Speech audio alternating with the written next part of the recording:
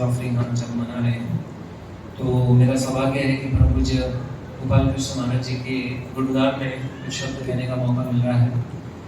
तो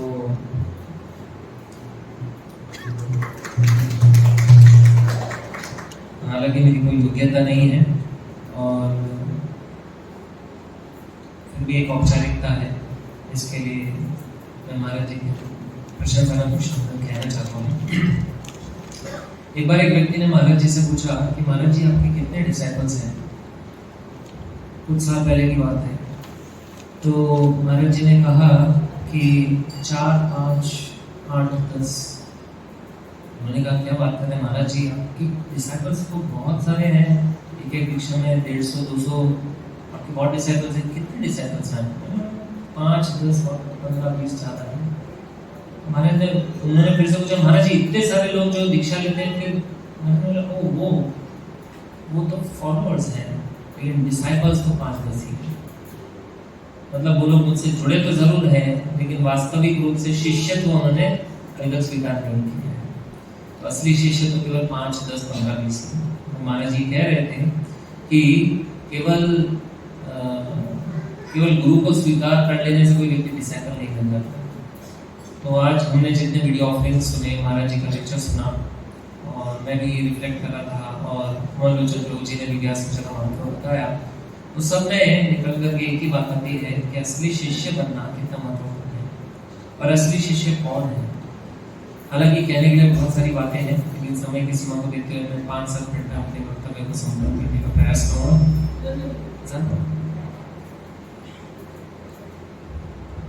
तो परम पूज्य गोपाल कृष्ण महाराज जी का कुछ गुणगान यहाँ पर हम करने जा रहे हैं। तो मैंने महाराज जी के कई साल के संपर्क में, पिछले लगभग गुरु महाराज के संपर्क में आकर के लगभग मुझे 27-28 साल हो गए हैं। और इन इतने सालों में, मतलब एज अ स्मॉल किड महाराज जी के संपर्क में था। जब मैं स्कूल कॉलेज में जाया करता था तब भी महाराज जी के संपर्क में था। उसके पश्चात जब मैं जॉब कर रहा था, पढ़ाई कर रहा था, तब भी महाराज जी के संपर्क में था। फिर मैंने पूना का केंद्र ज्वाइन किया, इस्कॉन पूना। इसका नाम सेटिंग ठीक नहीं है, थोड़ा सा बोलने में नहीं ऐसे यार, इसलिए बहुत ज़्यादा गेन नहीं देना। सम % छोड़ा थोड़ा वॉल्यूम कम रहेगा, लेकिन एवरीवन इज साइलेंट ना, तो सुनेगा। मैं बहुत सेंसिटिव हूँ साउंड के लिए, कुछ डिस्टर्ब होगा तो आई कैन नॉट स्पीक। हरे कृष्ण। तो इन पिछले 20-25 सालों में मैंने महाराज जी का संग बहुत जगह प्राप्त किया, महाराज जी का संपर्क प्राप्त किया और महाराज जी के संग में आकर के मैंने महाराज जी के कई सारे गुणों को बहुत नज़दीक से देखा भी, देखने का प्रयास किया। लेकिन बहुत नज़दीक होने के बाद भी बहुत दूर ही रहा, ऐसा लगा नहीं कि आज इतने साल बाद देख के बहुत नज़दीक पहुँच गए हैं। तो मैं महाराज जी के कुछ गुणों का गुणगान करना चाहता हूँ। मैंने 6-7 गुण लिखे हैं, संक्षिप्त में मैं बताऊंगा। अब इस साउंड को ना प्लीज कोई सेट कर दीजिए। Nobody should touch this sound. इधर आ जाइए, जो है वो सेट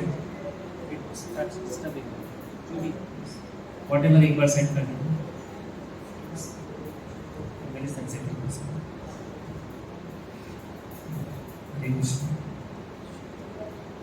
तो सबसे पहले मैंने महाराज जी का जो गुण देखा है वो है कि महाराज जी बहुत ही कंपैशनेट है। कंपैशनेट मतलब कि महाराज करुणा की मूर्ति है। जैसे हम लोग बोलते हैं कि प्रभुपाद जी सहनशीलता या स्ट्रगल की मूर्ति है, वैसे ही गुरु महाराज जो है वो करुणा की मूर्ति है। पतित से पतित जीव भी उनके चरणों में आश्रय प्राप्त कर सकता है, आशा रख सकता है। हालांकि इस में इतने सारे गुरु हैं, इतने सारे भक्त हैं, शिक्षा गुरु, दीक्षा गुरु, लेकिन फिर भी जो कंपैशन महाराज जी का है, ऐसा हम तुलना नहीं करते, ठीक नहीं है, लेकिन फिर भी गुणगान करने के लिए कहीं तो डिनोमिनेटर लेना पड़ेगा। इसके लिए हम बताते हैं कि महाराज जी का जो कंपैशन है, उतना मैंने मेरे जीवन में शायद इस्कॉन के इतने सालों के जर्नी में शायद ही किसी जीवात्मा में, किसी गुरु में देखा होगा कि वो इतने कंपैशन, मतलब महाराज जी कंपैशन की मूर्ति है। कोई व्यक्ति कितना भी पतित हो, कितना भी गिरा हो, लेकिन महाराज जब तक है तो उसके पास एक आशा है कि उसे भक्ति में पुनरुत्थान हो सकता है। तो ये एक नहीं, दो नहीं, अनगिनत अनुभवों से मैंने देखा है और कई भक्तों के अनुभव सुने भी हैं। इससे अनुभव हमें एक विश्वास होता है कि मतलब कोई व्यक्ति भक्ति के मार्ग में कितना दूर चला जाए, कितना भी, लेकिन अगर गुरु महाराज के संपर्क में है तो निश्चित ही वापस भक्ति में आ सकते हैं, क्योंकि महाराज जी कंपैशन की भक्ति है। जैसे हम लोग ने अभी उदाहरण सुने, रविलोचन को भी बता रहे थे और भी कई सारे ने सुने। एक बार महाराज जी का ऐसा सेक्रेटरी करके एक व्यक्ति थे जिन्होंने महाराज की सेवा तो की कई साल, लेकिन अपराध करने के कारण वो थोड़ा सा महाराज से विमुख हो गए। विमुख होने के कारण वो कई बार महाराज की निंदा करने लग गए, बहुत समय पहले की बात है। तो वो निंदा करने लग गए तो फिर उन्हें सेवा से हटाया गया। तो मंदिर की निंदा करने लग गए, मंदिर से हटा दिया गया। संस्था की निंदा करने लग गए, संस्था से निकाल दिया गया। तो उनको किसी एक चीज का बहुत ग्रज था जो उनकी पूरी नहीं हुई थी। संस्था में होता ही है, किसी को मिलता है, किसी को नहीं मिलता है। महाप्रसाद है तो किसी को केक मिल जाएगा, तो किसी को सिर्फ नमकीन मिल जाएगी। तो जिसको नमकीन मिली वो सोचता है केक मिलेगा। ऐसा किसी कुछ ना कुछ मतलब अनवांटेड, अनइंटेंशनल ग्रज हो जाता है। तो वो व्यक्ति जो है एयरपोर्ट पर, उनको पता रहता था महाराज जी का शेड्यूल है, तो वो एयरपोर्ट पर जब महाराज जी फ्लाइट पकड़ने जाने वाले थे, जैसे हमने घटना में भी सुना, तो वो महाराज जी के पास आकर के महाराज जी के बहुत नजदीक आया। महाराज जी ने उन्हें आने भी दिया क्योंकि उनके शिष्य थे, असिस्टेंट थे कई सारे। फिर उन्होंने महाराज जी को बहुत भला बुरा कहा। महाराज जी बस सर झुका करके सुनते रहे। उनके शिष्य सहन नहीं कर पाए, उनके शिष्यों ने उनको दूर किया, फिर पुलिस के हवाले करने जा रहे थे। महाराज बोले नहीं नहीं नहीं, सर पुलिस के हवाले कर। फिर महाराज जी फ्लाइट में भी गए, फ्लाइट से उतर करके रशिया पहुंचे। तो रशिया पहुंचने के बाद भी महाराज जी ने पूछा भक्त को पुलिस के हवाले तो नहीं किया। मतलब कि महाराज जी कंपैशन की इतनी मूर्ति है, कोई व्यक्ति अगर उनके ऊपर पत्थर भी फेंकता है, महाराज जी हमेशा सोचते कि इसका हित कैसे हो। तो साधारण जीवों की क्या बात कर सकते हैं। हम लोग कई बार महाराज जी को मिलते हैं, प्रणाम करते हैं, झुकते हैं, कुछ फूल लेकर के जाते हैं। महाराज जी एक पूरे इस्कॉन के जीबीसी हैं जिनके कम से कम 25-30 हजार शिष्य हैं, लेकिन महाराज जी कोई भी भक्त उनसे मिलता है, भक्त मिलता है, भक्त का संबंधी को मिलाता है। दो भक्त मिलकर के शादी करके तीसरे नए भक्त को मिलाते हैं। महाराज जी वहाँ एक क्षण के लिए रुक करके उसका वो जो गुरु के प्रति जो भावना है उसको स्वीकार। ऐसा नहीं है कि महाराज जी ओ मैं तो बहुत लेट हो गया हूँ, 11 बज गए रात के, सबका ये सब स्वीकार करते रहूंगा तो क्या होगा। छोटे छोटे बच्चे होते हैं, माँ बाप जस्ट 2-4 साल पहले मिले होते हैं, दीक्षा ली होती है, उनका बच्चा है, गुरु महाराज जिसका नामकरण देना है, गुरु महाराज जिसको चम्मच से दूध पिलाना है, इसका अन्न प्राशन करना है, गुरु महाराज ये वो महाराज सब कुछ यथासंभव तक करते हैं। एक बार गुरु महाराज जी मुझे मिले, पुणे में आए थे, मतलब महाराज जी जस्ट क्रॉस कर रहे थे तो मैं वहीं सेवा कर रहा था और एक बच्चे का अन्न प्राशन करना था। तो महाराज ने रुक करके मुझे कहा, मालूम है कोरोना में मैंने सबसे ज्यादा सेवा क्या की, बच्चों को अन्न प्राशन बाहर प्रचार करने के लिए कुछ नहीं है, लोग आ रहे हैं चुप चुप के मंदिर में, महाराज से मिल जाएगा नाम करके, यही सेवा की। तो ये सेवा भी ऐसा नहीं कि मैं जीबीसी हूँ, मैं गुरु हूँ, फलाना फलाना, छोटी से छोटी सेवा भी महाराज कर सकते हैं क्योंकि महाराज कंपैशन हृदय में, उनके लिए हर सेवा समान है। ऐसे ही महाराज जी जो है बहुत पर्सनल है, मतलब हर एक व्यक्ति के साथ पर्सनल लेवल पर रिलेट करते हैं। जब मेरी दीक्षा हुई थी 2008 में, तो पुणे में उस समय 134-35 लोगों की दीक्षा हुई थी।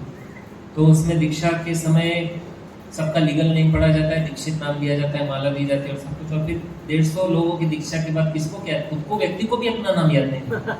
अगर उसका नाम मान लीजिए अकिंचन कृष्ण दास है, उसको पीछे से कोई बोले अकिंचन कृष्ण प्रभु, तो अपने मस्ती में रहता है, उसको 2-4 बार तक तो समझते नहीं मुझे बुलाया है, फिर उसको ऐसे अकिंचन कृष्ण आपके नाम है ना, मतलब खुद भी व्यक्ति नहीं याद रखता है। ऐसा हुआ कि मेरी दीक्षा हो गई, दीक्षा के बाद सब भिक्षा कलेक्ट करना होता है। भिक्षा कलेक्ट करने के लिए हम लोग पुणे का छोटा सा हमारा केंद्र है कुचहरी मंदिर का, तो महाराज जी के लिए BMW गाड़ी आई थी।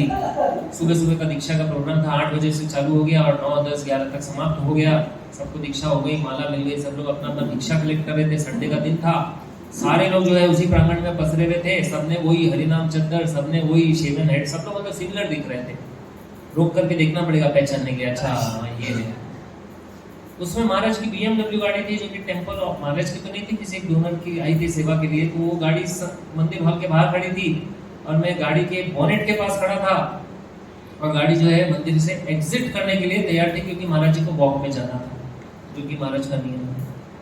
तो मैं गेट की तरफ, एग्जिट गेट की तरफ, मंदिर के वो जो गाड़ी थी ब्लैक कलर की, उसके बोनेट के पास खड़ा था और मैं एक दो भक्तों से अपना कुछ हंसी मजाक चल रहा था कुछ। तो तब तक मैं पीछे से मुझे एक आवाज सुनाई दी, रविंद्र चैतन्य। मुझे 2 बार जब वो आवाज सुनाई दिया रविंद्र चैतन्य, तो मुझे तो समझ में आ गई गुरु महाराज की आवाज है। मैं पलट कर देखा, गुरु महाराज, धन्यवाद, प्रणाम। मतलब मुझे खुद को अपना नाम याद नहीं आ रहा था। महाराज जी ने बोला रविंद्र चैतन्य, मैं पलटा, फिर प्रणाम किया। इतने 130-140 की भीड़ में फिर महाराज जी ने मुझे बुलाया और बोला, do you like your name? मैं तो शॉक हो गया।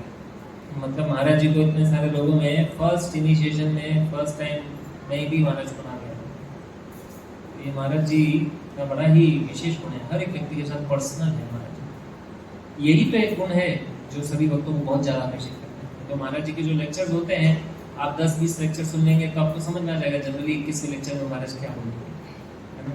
लेकिन महाराज जी का हर एक व्यक्ति का पर्सनल टच है, इसके लिए जितने बार भी आप लेक्चर सुनेंगे आपको ये लगेगा कि ये इंस्ट्रक्शन महाराज जी मुझे दे, मेरे पिता के समान या मेरे गुरु के समान सामने बैठ करके मुझे बता रहे हैं, मुझे बोल रहे हैं कि तुम जब करो ये करो। वो बार बार एक ही बात बोलते हैं, क्योंकि बार बार हम वही एक कार्य नहीं करते। एक बार ऐसा हुआ कि महाराज जी ने एक प्रवचन दिया और मैंने कई प्रवचनों में देखा, तो महाराज जी प्रवचन दे रहे थे, प्रवचन के बाद है ना महाराज पूछते हैं एनी क्वेश्चंस, कई प्रश्नों के लिए कई हाथ उठे, 1 2 3 4 5 7 10 15 क्वेश्चन लोगों ने पूछे। क्वेश्चन सारे अलग अलग प्रकार के थे, कोई फास्ट बॉल थी, कोई स्लो बॉल थी, कोई गुगली था, कोई स्पिन था, क्या था। महाराज ने कंसिस्टेंटली सबका एक ही आंसर दिया, बाय चैंटिंग द होली। हर प्रश्न का एक ही उत्तर था महाराज को। तो किसी को शायद लग सकता है वो महाराज को टेक्निकल ज्ञान शायद नहीं है, महाराज को शायद श्लोक याद नहीं आ रहा है, महाराज ने अच्छा एक कवर आंसर ले लिया है, चैंटिंग द होली ने बोलते जाओ सारे प्रश्नों का उत्तर।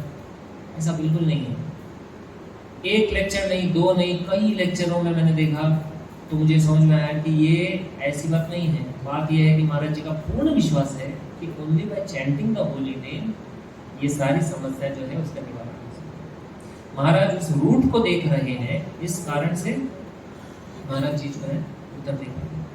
जब हम लोग बचपन में बॉम्बे में थे, मीरा रोड में मैं जुड़ा था, तो 96, 97, 98 के दौरान जब महाराज जी आया करते थे तो हम लोग को बताया जाता था। तो महाराज जी के प्रमुख 2 सेंटर थे, जुहू और फिर मीरा रोड। तो जब भी आएंगे तो जुहू में ज़्यादा समय देंगे, 2-3-4 दिन में आएंगे तो सुबह की क्लासेस जुहू में होंगी, और फिर एक कोई सैटरडे या संडे शाम को हमें फ़ोन आता था, उस समय सबको फ़ोन आता था मंदिर से कि आज गोपाल कृष्ण महाराज आ रहे हैं और आप लोग आ जाओ। तो हम लोग को शाम को 5-6 बजे फ़ोन आएगा कि आज महाराज आ रहे हैं, क्योंकि महाराज जी का स्टार्टिंग से ऐसा था कि उनका प्रोग्राम जो है लास्ट वर्ड पर फिक्स होंगे, कल निकलना है तो आज टिकट बुक होगा।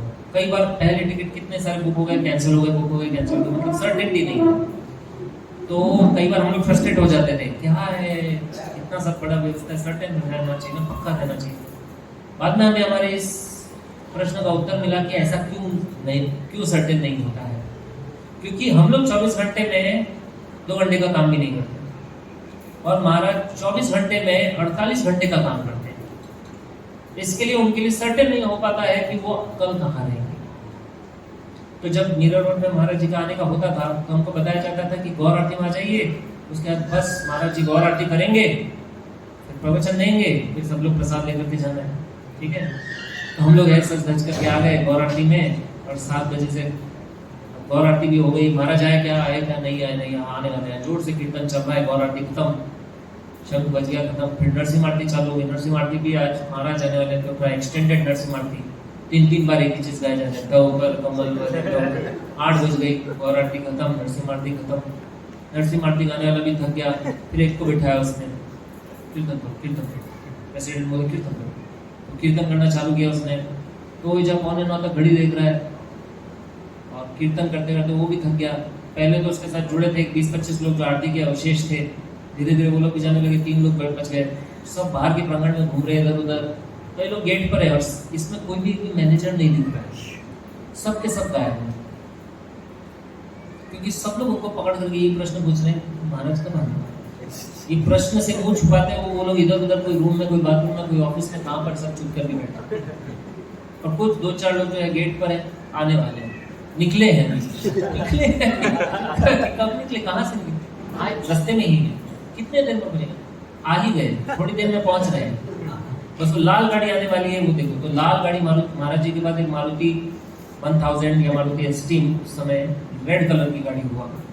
तो हम लोग हर गाड़ी की ट्यूबलाइट हेडलाइट को देखते देखते देखते जब तक वो क्रॉस नहीं करते कंफर्म नहीं करते लाल गाड़ी पीली तो नीली गाड़ी थी, लाल गाड़ी को देखते रहते थे, लाल गाड़ी कब आएगी। तो ऐसे मतलब फिर महाराज जी का कितने बार हमने देखा कि 9:15 बजे महाराज जी। तो वास्तव में एज अ पार्टिसिपेंट हम लोग फ्रस्ट्रेटेड कि क्या है ये, 7 बजे का टाइम दिया है, ठीक है, 7:30, ठीक है, 8, 8:30, 9:15 अब तो जाने का टाइम हो गया। और वो मैनेजमेंट ने भी देखा कि यार अभी ना प्रसाद नहीं बांटा तो लोग चले जाएंगे, तो प्रसाद भी हो गया लोगों का, आधी जनता चली भी गई।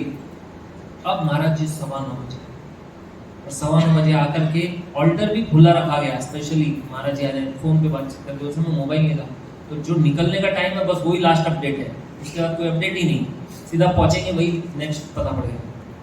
तो पहुंचने के बाद महाराज जी दर्शन किए, कभी कभी दर्शन बंद भी हो जाता था, फिर महाराज बोलते थे, सब भक्त बोलते महाराज जी थोड़ा कथा करेंगे, ठीक है हम 5 मिनट कथा करेंगे, और 5 मिनट की कथा जल्दी 10:30 बजे तक 5 मिनट की कथा, फिर 10:30 बजे भक्त लोग, नींद आ रही है, सबको चिंता हो रही है मेरा क्या होगा, कल ऑफिस जाना है, क्या है, फॉर्मेलिटी भी हो सकती है, कुछ लोग बोलते महाराज जी थोड़ा कीर्तन करेंगे, महाराज बोलते थे 5 मिनट कीर्तन करेंगे तो हमारे मन में कल्पना चालू होती थी 5 मिनट मतलब कितनी देर चले गए। और वास्तव में वो कीर्तन है ना, कितने बार हमने देखा 10:30 का चलता चलता 11:45 बजे खत्म होगा। उसके बाद अब हम सोचेंगे कि अब महाराज जी बोलेंगे अब मैं जा रहा हूँ सोने के लिए, ठीक है, कल मंगल करके ना, क्योंकि हम लोग को थोड़ी ना हम तो घर पे जाते। फिर महाराज जी का प्रसाद लगेगा, जो कि कई भक्तों ने बनाया, 2-3 बार रीहीट हो चुका है, वो प्रसाद महाराज जी लेंगे, उसके बाद भक्तों से मिलेंगे। तो हम लोग को घाई रहते थे कि पहले अगर हमसे मिल ले, प्रसाद बाद में हो तो अच्छा है, तो हम लोग इसी ताक में रहते थे कि अभी प्रसाद नहीं घुस जाऊंगा, ताकि हमारा क्या, हम लोग मतलब एक नॉर्मल साधक का लाइफ में क्या चिंता रहती है ना, खुद का ही चिंता रहती कि मेरा हो जाए, मैं तो पैकअप करके निकल लूँ यहाँ से, बस इसी चिंता में हम लोग पड़े रहते थे। और महाराज जी का कभी तो मिल जाता था चांस, तो उस दिन खुश हो गया, आज तो प्रसाद के पहले मिल गया, निकलो भागो यहाँ से।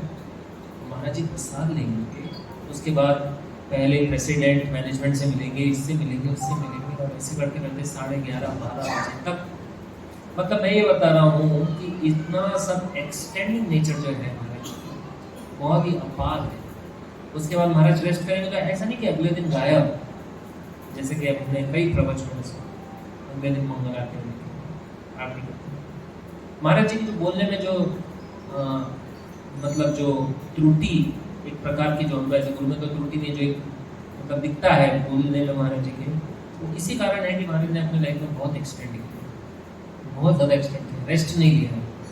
एक बार महाराज जी का गले का समस्या था, महाराज जी की आवाज़ नहीं निकल रही थी, तो उन्हें कई प्रकार का उपाय उपचार उन्होंने ले लिया, लेकिन वो गए उडुपी। भक्तों ने बोला महाराज उडुपी में बहुत अच्छा है। भक्तों का क्या था कि महाराज रेस्ट करेंगे तो हम भी रेस्ट करें, हमारा रेस्ट नहीं हो रहा है महाराज भागे जा रहे हैं हम लोग, महाराज तो महाराज है लेकिन हम लोग महाराज थोड़ी ना है, महाराज है लेकिन हम लोग नाराज हैं तो वो भक्तों ने महाराज को, महाराज उडुपी जाएंगे, कभी गुरुवायूर जाएंगे। क्यों ऐसा बोलते हैं? तो दक्षिण भारत में हिंदी समझेगा नहीं कोई, महाराज को बात करने जाता आएगा नहीं कोई, महाराज शांति से रहेंगे। उडुपी में गए, गुरुवायूर में भी गए, दोनों समय ऐसा होता। 15 दिन के लिए रूम बुक किया, कहाँ तो पहाड़ी में कोई कोने में जहाँ पर कोई डिस्टर्बेंस नहीं, फोन का रेंज भी नहीं आता है, सब तो एकदम शांति से क्रम में चलेगा महाराज के जीवन से शीर्ष। और तीसरे दिन महाराज बोलते हैं pack up the bags, we are going to Delhi मुझसे नहीं रहा जा रहा है भक्तों के बिना, मुझे वापस जाना है। सारे लोग सामान और पैकअप करके, ऐसे कई घटनाएं, कई इंसिडेंट्स बोलने जाएंगे तो मतलब कई समय लगेगा, लेकिन कहने के लिए तात्पर्य ये है कि महाराज जी बहुत 1-2-4 और मैं बताता हूँ, मैंने लिखा है महाराज जी बहुत, सबसे ज़्यादा महाराज जी का जो गुण मुझे, जो मेरे हृदय में इतने सारे गुण हैं और सारे के सारे सर्वोपरि, लेकिन एक गुण जो मुझे बहुत ज़्यादा महाराज जी का बहुत नज़दीक से लगता है, निकट से, वो है कि महाराज जी बहुत सेंसिटिव है। सेंसिटिव मतलब संवेदनशील है। और ये गुण जो है वास्तविकता में गोपाल कृष्ण महाराज का एक छवि या एक एम्बॉडीमेंट है, सेंसिटिव। अभी आपने सुना कि कैसे कौवा मर गया गाड़ी के नीचे, तो 25 किलोमीटर बाद गायत्री समाप्त हो महाराज वापस जा रहे। ऐसे संवेदनशीलता मतलब कि दूसरे व्यक्ति के दुख को महसूस कर पाना महाराज जी का विशेष गुण है। अभी बहुत हाल ही की बात है, हमारे घर में कुछ ऐसा समस्या हो गया था, कुछ हमारा मनी डीलिंग में फ्रॉड हो गया था बहुत बड़े अमाउंट का। तो महाराज जी को मैंने बताया था कि ऐसा ऐसा हो गया, लगभग 50 लाख रुपये का। तो मैंने महाराज जी को बताया था, दिसंबर के बात है लास्ट ईयर की, और महाराज ने बोला आप इस पर कोर्ट केस कीजिए, सब कीजिए। तो मैं बहुत कर रहा था वृंदावन से सब। तो महाराज जी से मैं मिला दिसंबर में 2 बार, इसका जनवरी, फरवरी, मार्च, अप्रैल, मई चला गया, मैं वापस जुलाई में, मतलब लगभग 6 महीने बाद। इस बीच में महाराज जी ने स्वयं चला करके 4 बार मुझे फ़ोन किया, खुद महाराज जी पूछा मुझे अलग अलग कि कैसा है आपका, सब ठीक है। लेकिन जब जुलाई में मिले 10 जुलाई, तो मैं अपनी एक लिस्ट लेकर के गया था, 7-8 आइटम थे जो मुझे महाराज को फटाफट बोलने, क्योंकि मुझे लगा कि 2-4 मिनट से ज़्यादा समय नहीं हुआ। तो महाराज जी ने मुझे रूम में बुलाया और हर बार की तरह बाकी वक्तों को कहा आप लोग जाइए, सब लोग जाइए, सबको भेज दिया। कई बार ऐसा महाराज जी ने किया। फिर मुझे बिठाते हैं, पूछते हैं बताइए क्या है, 1, 2, 3, 4, 5 मैंने तो लिस्ट बनाई थी। मैं बोलने लगा महाराज जी देखिए ऐसा है, फर्स्ट पॉइंट ये है, सेकंड पॉइंट ये है, थर्ड पॉइंट, बोलने लगा। महाराज जी ने एकदम रोका मुझे, बोला तो आपका वो जो फ्रॉड हुआ था उसका क्या हुआ? मतलब मैं सारी चर्चा कर रहा हूँ कि इस्कॉन में ये इस टेम्पल का ये लैंड का मैटर यहाँ तक पहुँचा है, पुणे का ये ऐसा हो गया है, वैसा हो गया, ये वो। और महाराज बोले आपका वो जो फैमिली का जो फ्रॉड का मैटर था उसका क्या हुआ? मतलब सारी चिंता को छोड़ करके महाराज को चिंता थी कि इस भक्त का क्या होगा, इसके परिवार का क्या। सो पर्सनल, सो कंपैशनेट। महाराज जी बहुत एक्सेसिबल हैं, हर व्यक्ति के लिए, छोटा बच्चा हो, बड़ा हो, मायापुर हो, वृंदावन हो, दिल्ली हो, पूना हो, बॉम्बे हो, सब जगह महाराज जी मिल रहे। एक बार हो सकता है महाराज जी ऐसा मना कर देंगे, मैं नहीं मिलूंगा, वो तो उनको टाइम नहीं। फिर बैक ऑफ द माइंड से ऐसे देखेंगे और बोलेंगे कितने हैं असिस्टेंट हुए, कितने लोग खड़े हैं? महाराज 4-5 ही हैं, लेकिन मैंने उनको बोल दिया कि अभी महाराज नहीं मिलेंगे, शाम को मिलेंगे। 4-5 हैं, मिलिए, वेट कर, ठीक है, उनको बुला। तो असिस्टेंट सर पकड़ लेता है, अरे ऐसे कितने पढ़ते। एक बार क्या हुआ, रथ यात्रा के समय था, 2009 की बात है, रथ यात्रा चल रही थी, मैं इस समय मंदिर ज्वाइन कर चुका था, येलो ड्रेस में था। बॉम्बे की रथ यात्रा थी जिसमें गुरु महाराज हर बार आया करते थे। तो महाराज जी आए और हम लोग, मैं और मेरे मित्र, हम दोनों ही न्यू भक्त ट्रेनिंग में थे भी। तो हम लोग है ना 2 घंटा रथ यात्रा करके थोड़ा थक करके साइड में ना चल रहे थे अपना रथ के पीछे। मतलब जगन्नाथ, बलदेव जी का रथ चला गया, सुभद्रा जी का, जगन्नाथ जी का, और जगन्नाथ के रथ के पीछे एकदम निवांत होकर के, निवांत मराठी में शब्द मतलब एकदम आराम से हम लोग अपना टहलते हुए चल रहे जगन्नाथ रथ के पीछे, चर्चा करते हुए, सारे इधर उधर के पॉलिटिकल इश्यूज, ये वो, भक्तों के बारे में चर्चा, निंदा सब करते हुए चल रहे थे। चलते ना अचानक हम दोनों के कंधों पर है ना, हम दोनों ऐसे चल रहे हैं और दोनों के कंधों पे हाथ हमने महसूस किया। तो पलट के देखे तो गुरु महाराज हमने प्रणाम किया, गुरु महाराज। महाराज ने बोला young boys walking behind the Rath doesn't look good. युवक लोग, यंग लोग रथ के पीछे चल, अच्छा नहीं लगा। और महाराज स्पीड अप करके हमारे से क्रॉस करके जाके वहाँ पे कीर्तन कर रहे हैं और लोग मतलब कितना महाराज का स्ट्रिक्ट फॉलो है, हर एक चीज को महाराज फॉलो करते हैं। ऐसा नहीं कि अभी सिर्फ औपचारिकता के लिए जाएंगे रथ यात्रा में तो कीर्तन करेंगे, गला बैठा हुआ है, सब बोल रहे हैं मत करो मत करो, 5 मिनट चाहिए ऐसे। महाराज जी का बहुत एक्सटेंडिंग नेचर है और कमेंटेटिंग नेचर है। हर बार जब मिलते हैं तो पूछते हैं प्रसाद मिला है कि नहीं, आपका रूम ठीक है कि नहीं। कितने बार मुझे ऐसा महाराज ने पर्सनली मिला है, मिल करके पूछा है आप कहाँ रह रहे हो, ठीक है कि नहीं, वहाँ पर व्यवस्था ठीक है कि नहीं। तो बहुत पर्सनल है महाराज जी, और ये महाराज जी का ऐसा विशेष गुण है, हम सभी के हृदय को बहुत स्पर्श करता है। ऐसा नहीं है कि उसके लिए आपको 20-25 साल पुराना भक्त होना चाहिए। आप अगर महाराज जी की कोई सेवा में नजदीक में, महाराज जी की नजरों में 2-4 बार भी आ जाएंगे ना, तो महाराज जी आपसे खुद चला करके बात करेंगे। ऐसा मैंने कितने बार देखा। उनके लिए कोई नया भक्त नहीं है। महाराज जी एक बार प्रवचन में बोलते हैं कि ये नए भक्त का जीवन कितना अच्छा है ना, मैं चाहता हूँ कि मेरे जीवन में हमेशा ये नए भक्त का भाव बना रहे, क्योंकि नए भक्त का भाव क्या रहता है ना, हमेशा प्रणाम करता है, हमेशा सब चीज़ को कितना सम्मान करता है। ऐसे कई इंसिडेंसेस है, बोलने के लिए बहुत सारे मेरे इंसिडेंसेस मन में आ रहे हैं, लेकिन समय नहीं है, मैं यहीं पर ही विराम दूंगा। हमने ये भी सुना है कि जब महाराज जी जब पहली बार कनाडा मंदिर में गए थे ना, मॉन्ट्रियल मंदिर में, तो जितने फोटोज लगे थे ना उस हॉल में, जैसे यहाँ पर भी कितने फोटो, सब फोटो को ऐसे टच करते थे, ऐसे करते थे और उसको प्रणाम करते थे, सब फोटो से विग्रह बनी। इतना मतलब महाराज जी का ऐसा पर्सनल मूड है, तो वो तब की शक्ति है। He was not that, you know, वो बाद में चल करके कोई सन्यासी बन गए, उस बॉर्न लाइक। तो हमारा बड़ा सौभाग्य है कि आज हम लोग महाराज जी का ये व्यास महोत्सव मना रहे हैं। मेरा खुद का बहुत निजी सौभाग्य है, हालांकि शिष्य की कोई योग्यता न होते हुए भी महाराज जी बहुत सानिध्य मिला है मुझे, पर्सनली बहुत टाइम अटेंशन मिला है। महाराज जी ने हमेशा पब्लिक में एक जब पूछते हैं ना, सारी भीड़ में से निकाल करके ऐसे बुलाते हैं, तो एक जो फीलिंग आता है कई बार दिया है महाराज जी ने। तो मैं महाराज जी के चरणों में यही प्रार्थना करता हूँ कि जो भी सेवा महाराज जी जिसमें भी लगा के करते हैं, सेवा में शुद्धता के साथ और बिना अपराध किए, महाराज जी का जो हमेशा एक्सपेक्टेशन रहता है भक्तों से कि अच्छे से हरिनाम जप करते हुए, और एक घंटा पुस्तक पढ़ने का जो महाराज जी ने इंस्ट्रक्शन दिया, आज की बार बार भूल जाते हैं, कुछ दिन चलता है फिर बंद हो जाता है, तो इसको हम फॉलो कर सकें और निरपराध रह करके भक्ति के मन में जुड़े रहें और भक्तों के संग में हमेशा रहें। यही प्रार्थनाओं के साथ परम पूज्य गोपाल कृष्ण गोस्वामी महाराज जी की, महाराज जी को उनके व्यास पूजा की बहुत बहुत बधाई। उनका स्वास्थ्य बहुत अच्छा रहे, चिरायु हो और कई कई सालों तक आने वाले कई कई भक्तों को वो मार्गदर्शन करते रहिए। जय श्री श्री राधा पार्थ सारथी, श्री श्री गौर निताई, श्री श्री सीताराम लक्ष्मण हनुमान जी की, गुरु श्रील प्रभुपाद की, परम पूज्य गुरुदेव की, और प्रेमानंदे।